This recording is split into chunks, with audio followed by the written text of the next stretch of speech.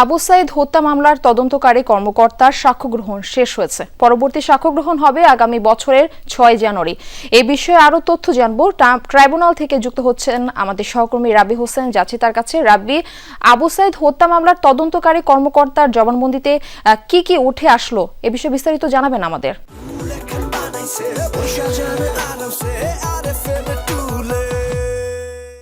Murphy, July শহীদ আবু সাইদ হত্যা মামলায় আজকে তৃতীয় দিনের মতো সাক্ষ্য দিলেন এই মামলার তদন্তকারী কর্মকর্তা রুহুল আমিন।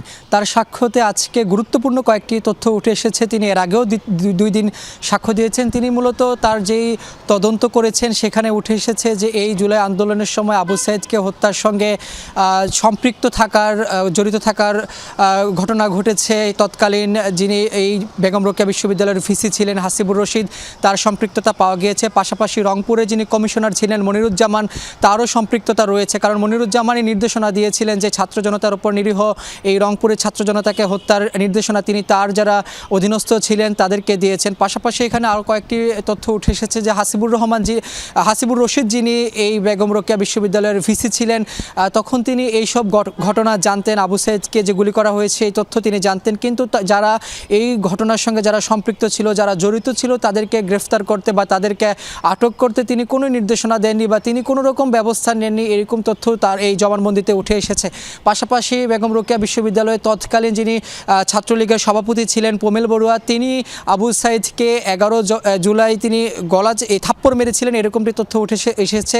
পাশাপাশি মাসুদ নামে আরেকজন ছাত্রলীগের নেতা আবু সাইদকে গলা চেপে ধরেছেন, এইরকম তথ্যই এই মামলার যিনি তদন্তকারী কর্মকর্তা রয়েছেন তার তদন্তে উঠে এসেছে। তিনি মূলত 3 দিন এই সাক্ষ্য দিয়েছেন। এই আগামী বছরের 6 জানুয়ারি তিনি আবারও সাক্ষ্য দেবেন। সেখানে আরও গুরুত্বপূর্ণ তথ্য উঠে আসবে। আরও একটি তথ্য দিতে চাই যে এই যে আবু সাইদকে হত্যার পর তাকে যে ময়নাতদন্ত যে রিপোর্ট রয়েছে সেটি যাতে পরিবর্তন করে দেওয়া হয় সে বিষয়ে ডক্টর সরওয়ার হোসেন তিনি চাপ প্রয়োগ করেছেন বলেও এই তদন্তকারী কর্মকর্তার তদন্তে উঠে এসেছে। তবে বলা যায় যে এই মামলাটি বিচার এখন প্রায় শেষ পর্যায়ে রয়েছে। তদন্তকারী সাক্ষ্য গ্রহণের পরে তাকে জেরা করবেন আসামিপক্ষের যারা আইনজীবী রয়েছেন। পরবর্তীতে এই মামলাটি যুক্তিতর্কে পর্যন্ত যাবে। মারফি।